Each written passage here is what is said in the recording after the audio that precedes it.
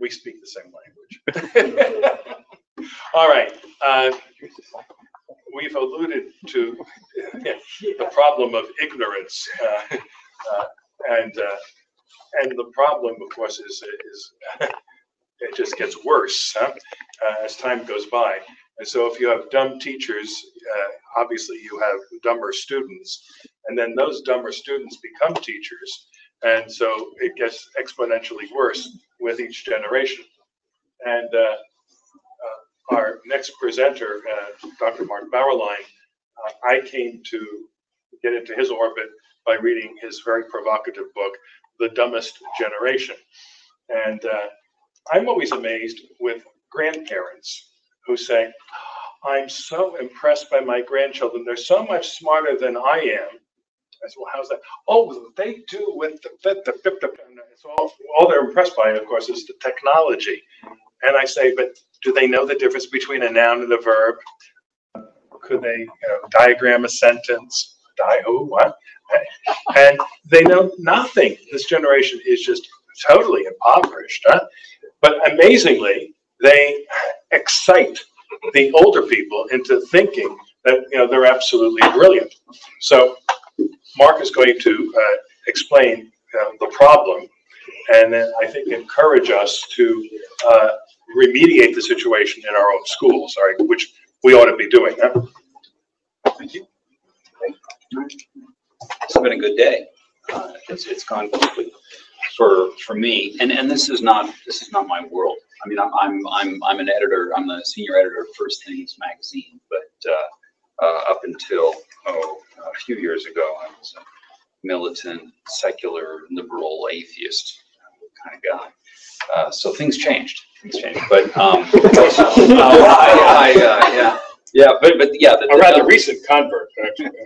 Well, I was baptized Catholic, but my parents, the '60s, so that faded for them.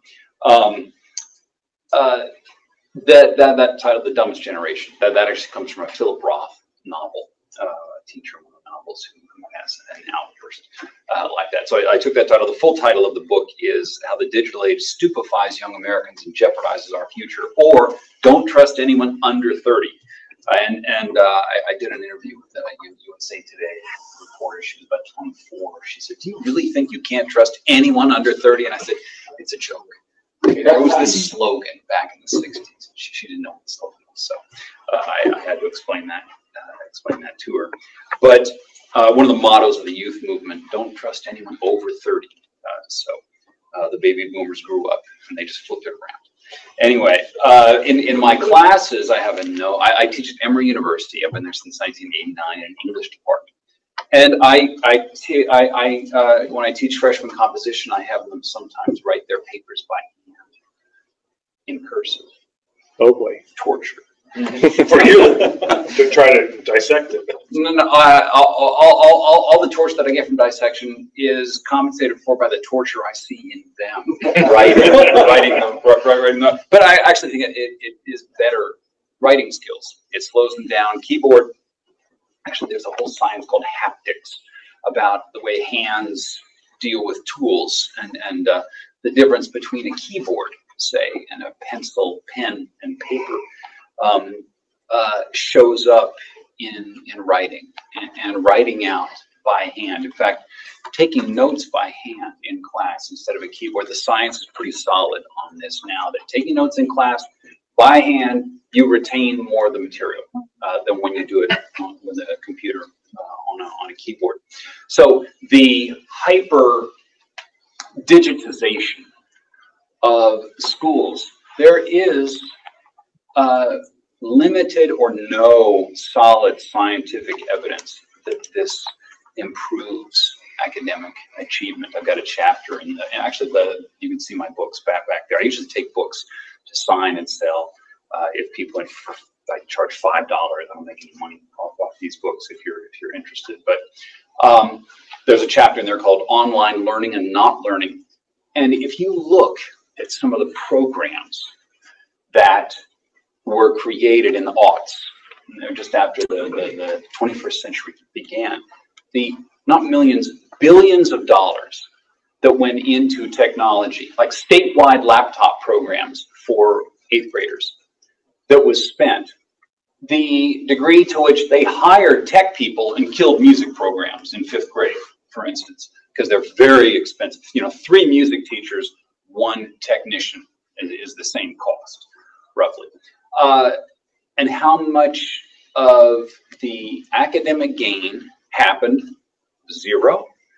And how much it cost, and what happened with it? Where was the technology 5 years later? It was up in the attic collecting dust because it was either obsolete, it broke down, it wasn't working, it couldn't get the teacher buy-in sufficiently, but huge, enormous waste that has gone into technologizing schools. And when you ask college teachers and employers about skill deficiencies, it isn't keyboard skills, computer skills that they talk about communication skills, writing skills, reading and writing skills, verbal communication skills. That is 19th century skills are at the top of the list for employers, and that goes for law, science, business, heavily reliant on written communication.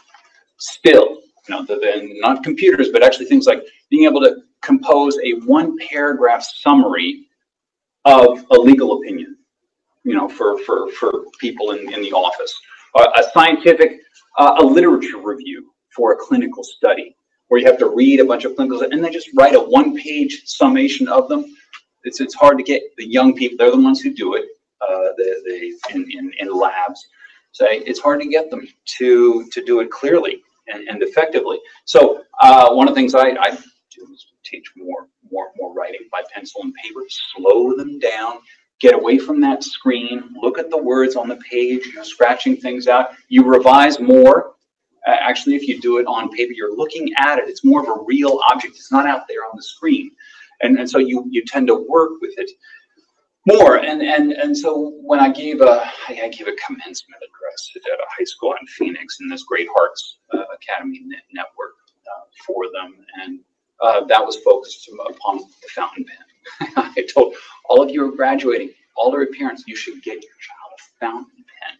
And go onto eBay, get an old one from the 1950s, get a Pelican from the 1950s. They're $40, $30, and it'll be unique. No one will have it. This is your, and it's your signature.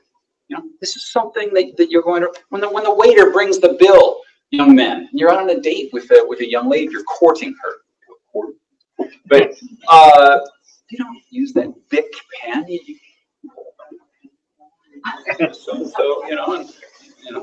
Ladies, when you go lease an apartment and the landlord hands you bring out your own pen, they'll be impressed by that. So the fountain pen is key. Anyway, to your job.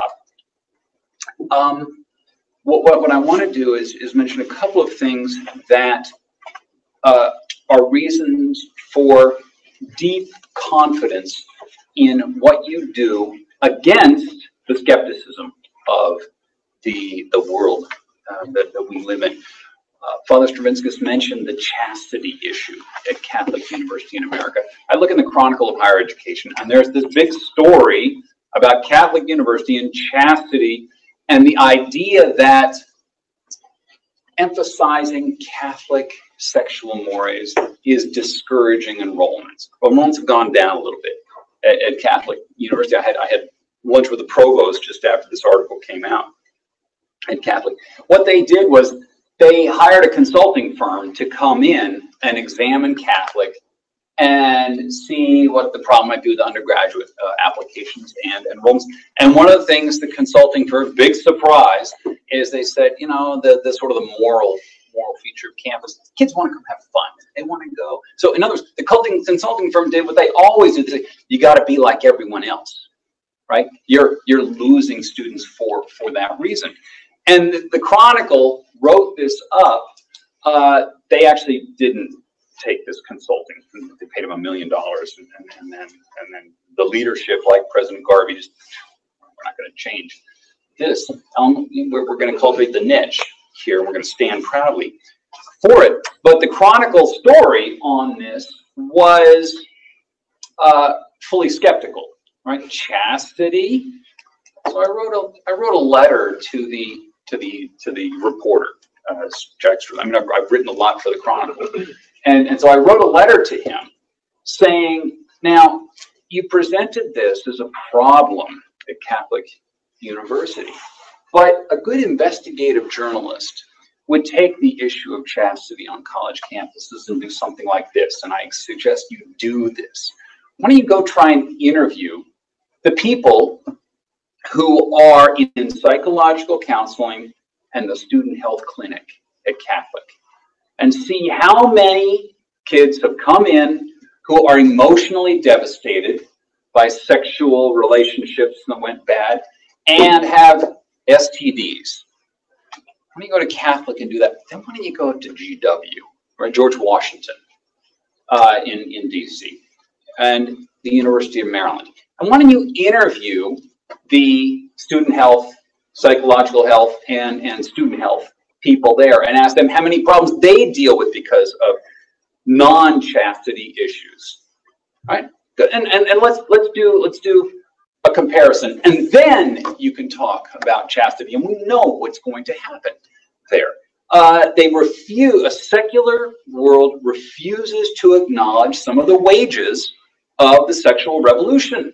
Okay, and the idea, remember when Bill Bennett in the 1980s sort of bring up his wife, raising the chastity issue. We gotta push more, and everyone laughed at her. You know, the media made fun of her and so on, and it made us feel, you know, and I've become a social conservative, so I was in that world laughing at all these social conservatives and these uptight puritanical people, and then it was like, no one is talking about all the damage, the psychic and physical damage that has been done to people who never heard a word in favor of chastity.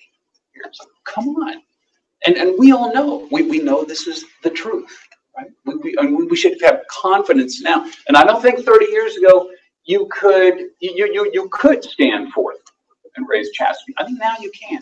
I do think that as we've seen the problems of the sexual revolution and the advent of anything like a theology of the body, we see the damage that has happened. I mean, you know, the talk about for example, the racial gap in achievement. The biggest determinant of the strongest determinant, stronger than poverty, is two-parent household, right? Or single or two-parent household.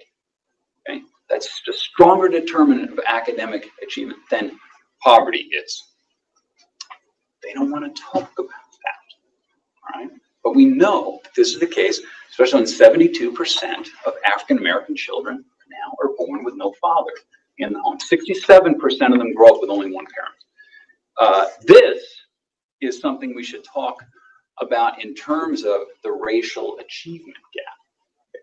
That should be number one on the list: family structure.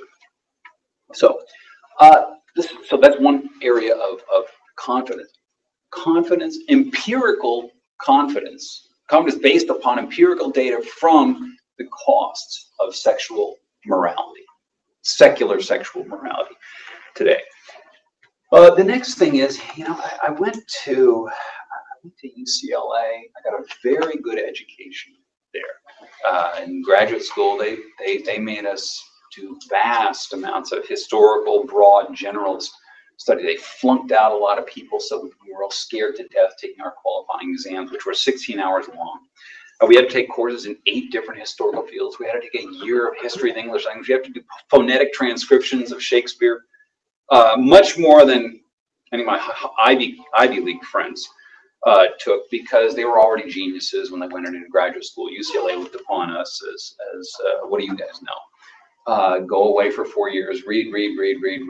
Maybe you might have something intelligent to say by then. You had about a 1 year window when you might be a viable person to speak intelligently, but then after that year was over, they'd see you in the hall and the professor would say, "You're still here? Shouldn't you be going? So that was sort of tough, a toughening feature that focused upon learning, except in one area. Right? One area. I'm in American literature. Studied history, philosophy, politics, war, racial, all that, except religion. Right? The Bible. Right?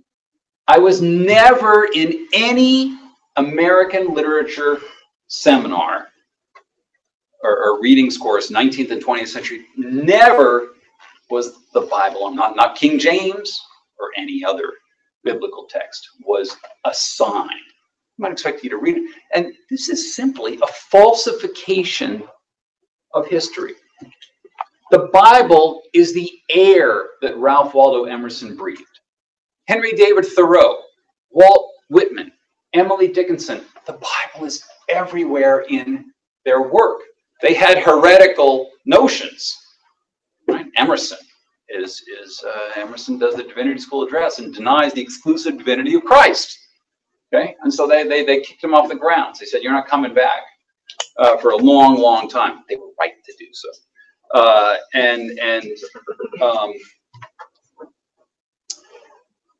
That, of course, was a scandal, right?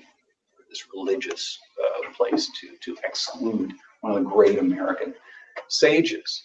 But the point is, Hawthorne, Melville, the Old Testament is everywhere in Melville. Abraham Lincoln, the Psalms are all over Abraham Lincoln's speeches and writings. So you're teaching Christianity, it's not Catholicism. Okay, we're mostly King James in this world. Actually, the Catholicism issue is a little different. In all the discussion about racism in American history, American literature, and the Ku Klux Klan, I never heard a single word about the Klan's vicious anti-Catholicism. The second Klan, which reached its peak in the 1920s, was heavily motivated. It might have been because the Klan was the largest Klan membership was in the Midwestern states, Ohio, Indiana, and Illinois, not in the southern states, where it was anti-Catholic more because this was before the Great Migration wasn't in those rural areas, so there weren't many African Americans living in those places. Catholics, some of these Catholics. I never heard anything about separation of church and state being so heavily motivated by anti-Catholicism.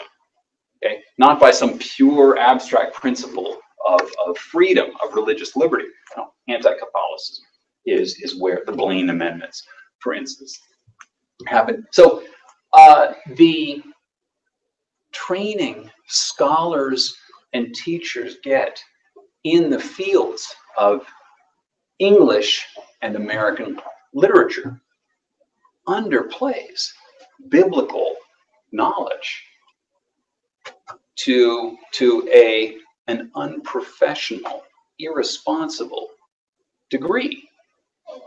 So that your students who come into a university like Emory, and they take a basic course in American history or American political thought or the founding. Leviticus was the most commonly cited text in political writings during the years of the founding, not John Locke or Montesquieu. But your students will walk into those classrooms with a distinct advantage over all the other students in the class because they didn't get any religious instruction. They didn't get what T.S. Eliot got when he was young, or any other American child in 6th grade.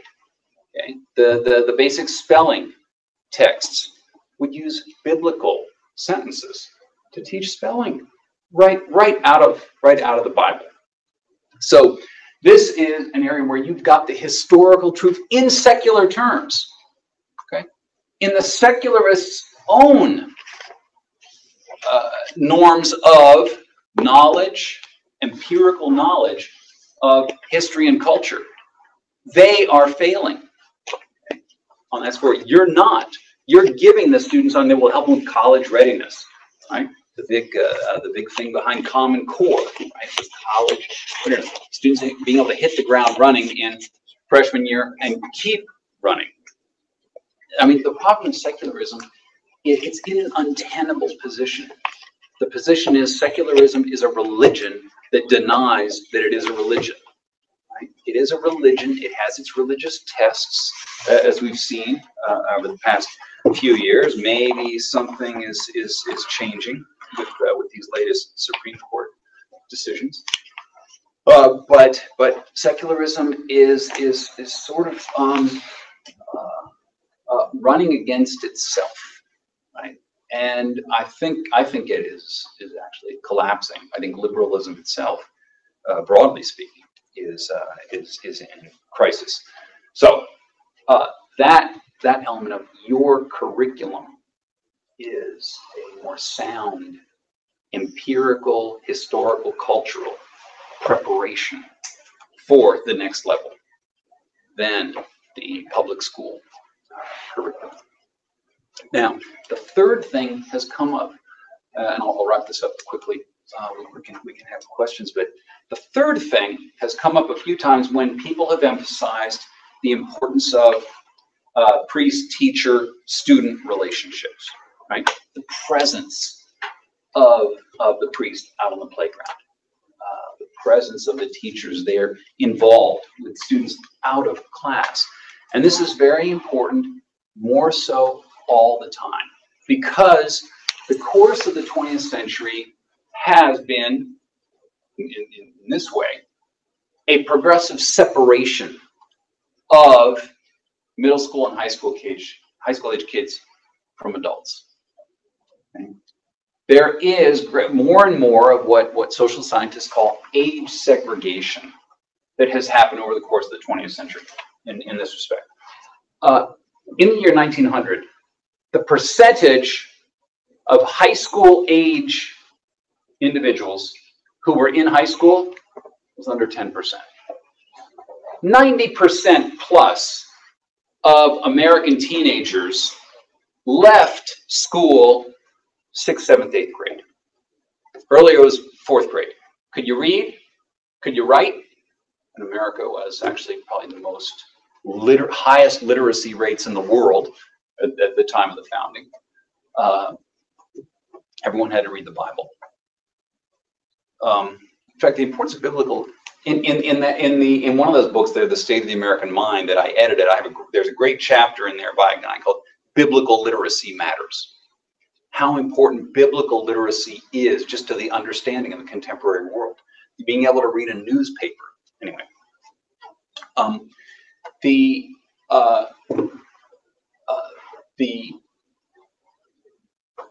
ability to read, to write, to do arithmetic, and to know roughly what's in the Constitution and the Declaration of Independence, which you would get on July 4th. The most common event on July 4th was not a fireworks display. It was in the town square, a full out loud reading of the entire Declaration of Independence. Everyone heard it every year. Once you got those things, you can leave school. And where did 90% of them go in the year 1900? They went to work on the family farm. They went to work in as delivery boys.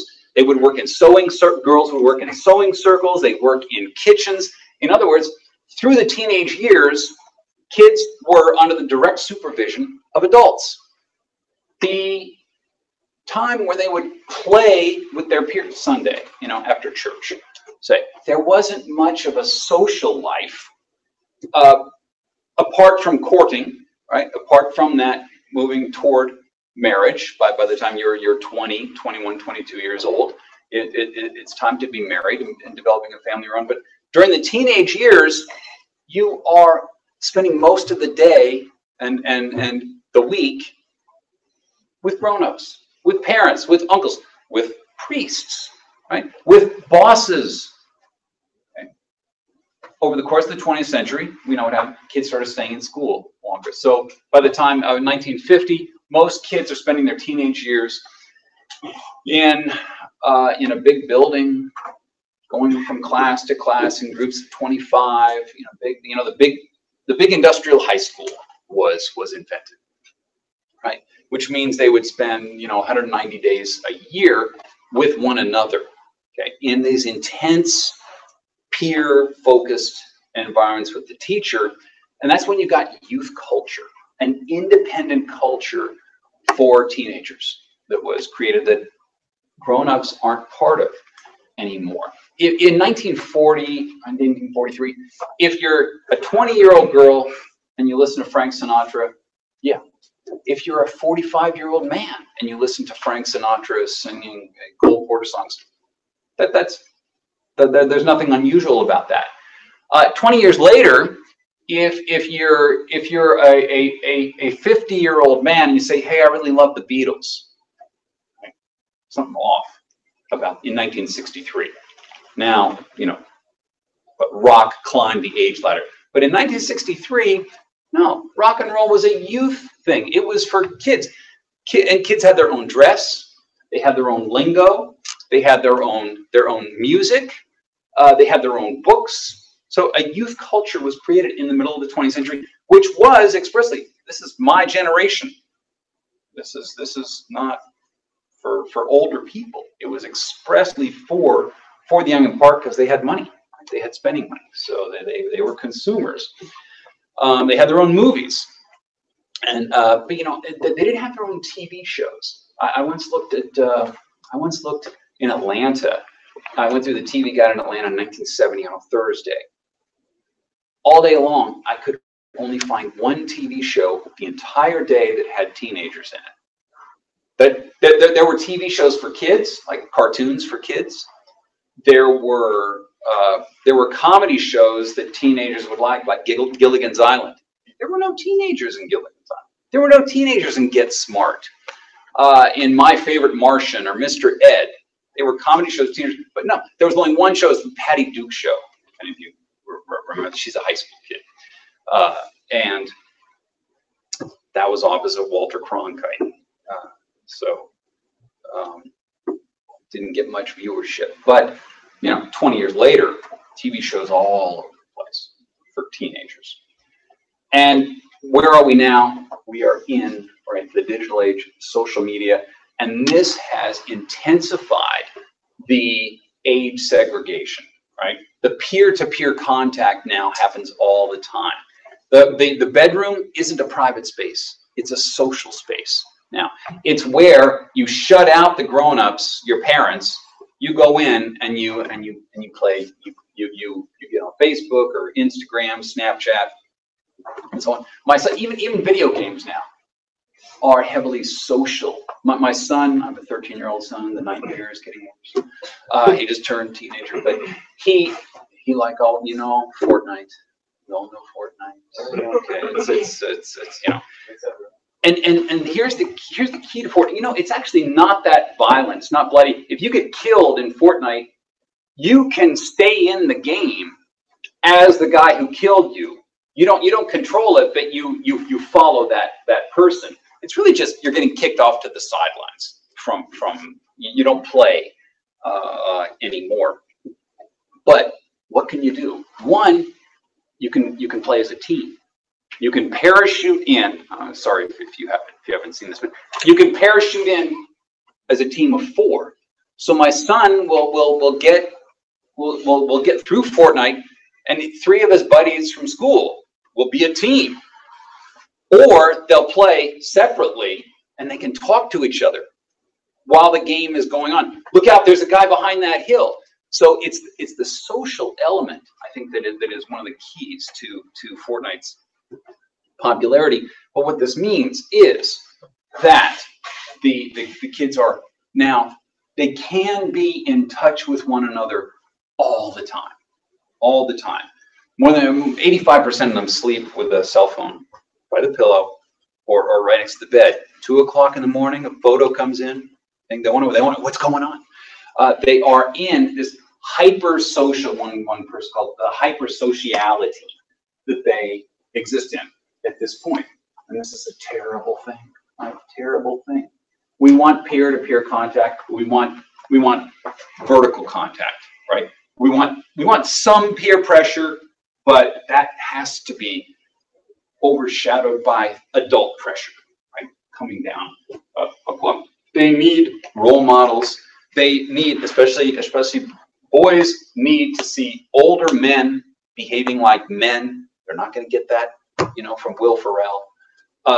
They need to. Young women, girls need to see women behaving like women. They're not going to get that in youth culture either. So it is tremendously important right now that what you're doing, the emphasis in your schools on the presence, that word struck me several times today. Your presence, your involvement, right? Your connection. They see you, they engage with you. I have students come into office hours now. They don't really know how to converse. The art of conversation with a grown-up. Come on, look me in the eye. And the problem is, I'm not interested in. I tell them, I don't care about your stupid friends. I don't care about what you did over the weekend. It is mean. I don't care what happened with Biff and Betty. It is nothing. Let's talk about ideas. Okay, I'm interested in your mind. I'm interested in your thoughts, your opinions about the books that we have read, and I want to hear you articulate them. And I see that not just as work for the course, it's also training, showing them how to relate to someone 30 years older than themselves, who does not have any of the social interests that they do. And if they can't relate, they're going to have a hard time when they leave the Emory University Country Club and go into the workplace, where you've got to mingle. You can't all work at Google, right? And, across the hall from First Things. Oh, it's the headquarters of Tumblr. If you know what Tumblr is, it's microblogging. Yahoo, maybe AOL bought it. $40 million or something, and the kids. It's all a kid world. I don't get in the elevator when more than one of them is waiting. I can't take the like stuff in an enclosed space. So I walk up 6 flights of stairs, and the clothes, the hair's perfect. No, it's funny that the guys, perfect hair, skinny jeans, the shirt untucked. Right, the button-down shirt untucked. They spend an hour. The girls, total slob.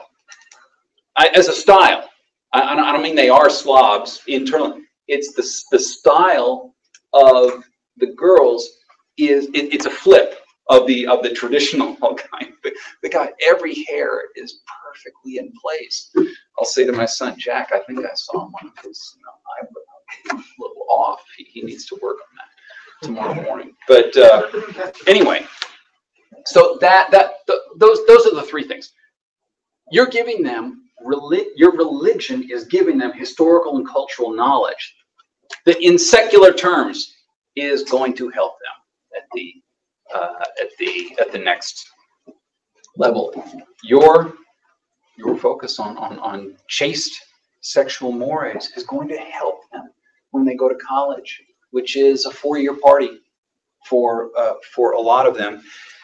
And finally, it will compensate for this extraordinary age segregation. I mean, when I was growing up in my neighborhood, there were all these kids in the neighborhood of different ages who'd hang out at night. You in the summer you go up till 9 o'clock at night playing kick the can or manhunt or something, and the kids would range from age 12 to 17. And that was actually a good thing. You had forms of dominance and rebellion.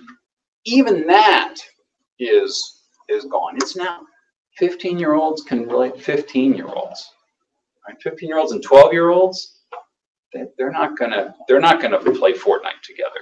They're not gonna relate in that way. And again, this doesn't prepare them for future life. So your human contact, grown up to child, priest figure, You know, even just that collar, it's tremendously significant to them, and it's one reason. I mean, I want to get my son into the Heights next. You know, that's the Opus Dei school in Washington. Yeah, I don't know. He's such a lazy bum. What was the thing that made you take your faith serious? Long, you know, long story. I mean, part of it was having a child, actually. Do I want my child to grow up to be an irreverent, ironic, miserable atheist, or do I want him to believe in something? Well, what would I want for him? That was one thing that caused me to turn from atheism, but also some other things. Realizing that my fall into atheism had, I think, a psychological genesis when I was a teenager. That was, I think is false. I think it was a erroneous conclusion. It was a conversion. Actually, I had a conversion experience to atheism when I was 17. It happened, you know, within a few minutes. It's a strange thing. So. Any questions? Does it, at work, words have power, you know? I've always thought about this kind of interaction via, whether it's social media or electronic means, to be pseudo-social, yeah, rather than hyper-social. Does that make a difference? You know, that's actually a good distinction, yes. It's not real contact, because so many of them will have one personality in social media, and then in real social situations a completely different personality. Some people say this is very good, it lets people be themselves in a way, and I said, I think it's the wrong way to learn to be comfortable with who you are or whatever. But yeah, I think pseudo, it's a hyper consciousness of others, but it's not genuine sociality. Right? It's not real human contact, and there is accumulating social science data about the social effects on development in this different environment that they're in for years, for hours and hours a day. Okay, we're talking about long-term exposure for intense periods of time. And there's certain things, like a lot of kids will go into what they call slow time. Slow time is when you do something for 5 hours and it feels like 1 hour. So my son will play Fortnite, and I'll say, get off of that, you've been on that for 45 minutes. No, I haven't, Dad. Now, he has, but he's not lying. It didn't feel like it didn't feel like an hour to him. It felt like 5 minutes. And it's a cognitive thing that has happened. That's why kids can play hours and hours on end. They don't know they're playing. Unhealthy. We've touched on this cursive writing thing a few times, and an amusing experience of mine as a kid. As I said, I had the Sisters of Charity in New Jersey from kindergarten to 5th grade, and then we moved 40 miles south to another St. Rose. My mother was delighted because I could keep the same school tie, SRL. And but the first day at St. Rose's with the Philadelphia Franciscans, after lunch, Sister said, and we had fountain pens, and Sister said, all right, we're going to have penmanship class. I didn't know what penmanship class was, and we started doing these circles and these things and so forth, and we had the letters of the alphabet up on top. And Sister St. Roque was walking around and checking people's work, and she looked at me and she said, Master Stravinskas, what kind of chicken scratch is that? I was horrified. I had never been corrected publicly. And I don't know, so my face got red as a beet. And she said, I said, well, Sister, we were using ballpoint pens at St. Rose's in Newark. And I said, I've never had one of these pens, and I've never had penmanship. And she said, well, did you go to a public school? And I said, oh, no, sister, never. And she said, well, what community of sisters did you have? And I said, Sisters of Charity. Oh, my God, she said, that's worse than public school. And I applied myself so much that at the end of the year, I got some kind of honor from the, what was the penmanship, the Palmer Method thing. They had an annual contest that you would put your writing in for. And, but it was a wonderful experience. And that whole idea, again, about the fountain pen, I mean, it's intentional writing, you know, I mean, really, and it's intensive. After my father died, he had a packet of letters from his mother. She was born in 1899. I looked at these letters and said, these are works of art. Yep. My God, just absolutely perfect. Those of you who are in elementary education, have you heard about cursive writing and dyslexia? Mm. If you have some mild dyslexia and you can go to some of these special places to help, cursive writing is one of the things they do, because for the obvious reasons. In dyslexia, you will often invert letters and syllables. When you write in cursive, you not only have to think about writing the letter, but the next letter. Right? So you think in terms of larger groupings of letters when you write, and so that helps with this is one reason why they actually when they got rid of cursive in some school districts, some of the second and third grade teachers said we want to continue doing cursive because it helps with spelling, right? It helps more with spelling than with printing, certainly with keyboarding. I mean, remember when you write a word by hand, each letter is different. So the hand, you're thinking you're forming a different shape. It's a distinct action. When you do it on a computer, first of all, you don't write anything. You tap. The computer makes the letter. And the distinctions of letters, it's either boop or this.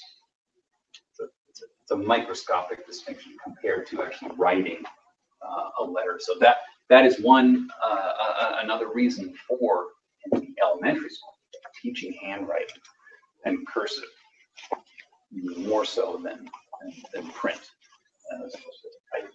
Another item that we've touched on is sort of payout or payoff rather beyond the individual academic experience. You may find this hard to believe, but my usual Sunday homilies are 3 to 5 minutes, 2.5 type pages, one clear thought, boom.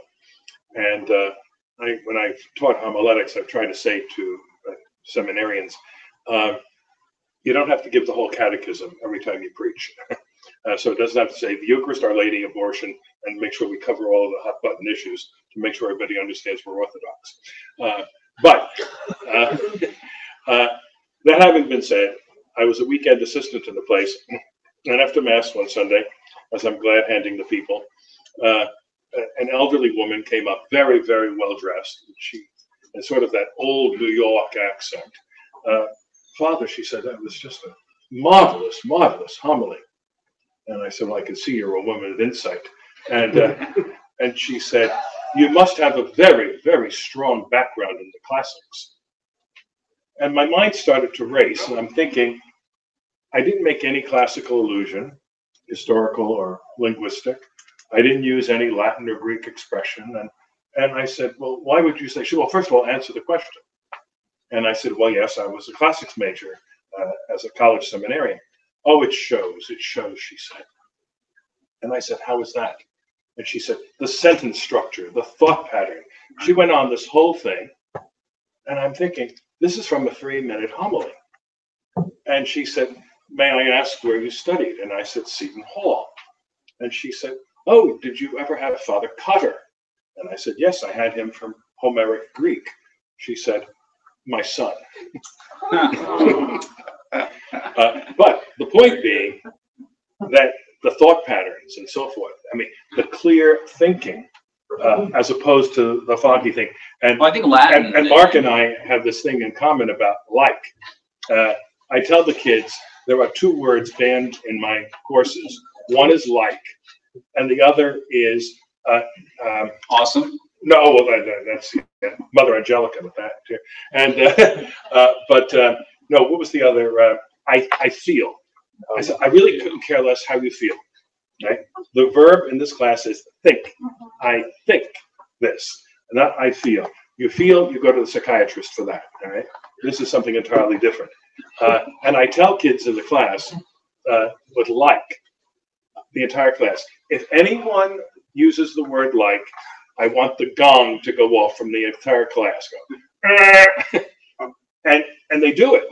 Yeah. But they catch, I mean, some kids are constitutionally incapable of uttering a sentence without liking it. I know, and college kids. I mean, Emory's a very selective institution. It's super rich. We got an $8 billion endowment at Emory, and a lot of students in class do the like thing. And after a few days, I'll say, okay, hold on.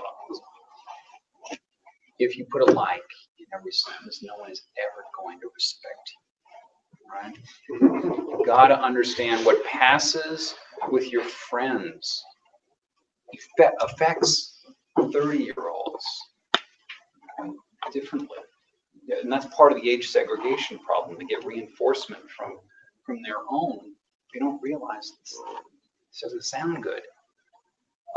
And I tell them that, and I put it in those notes, because the problem is you turn on NPR and get the like thing as well. The entertainment world lets it slide. Okay, anything else? Thank you much. Thank you.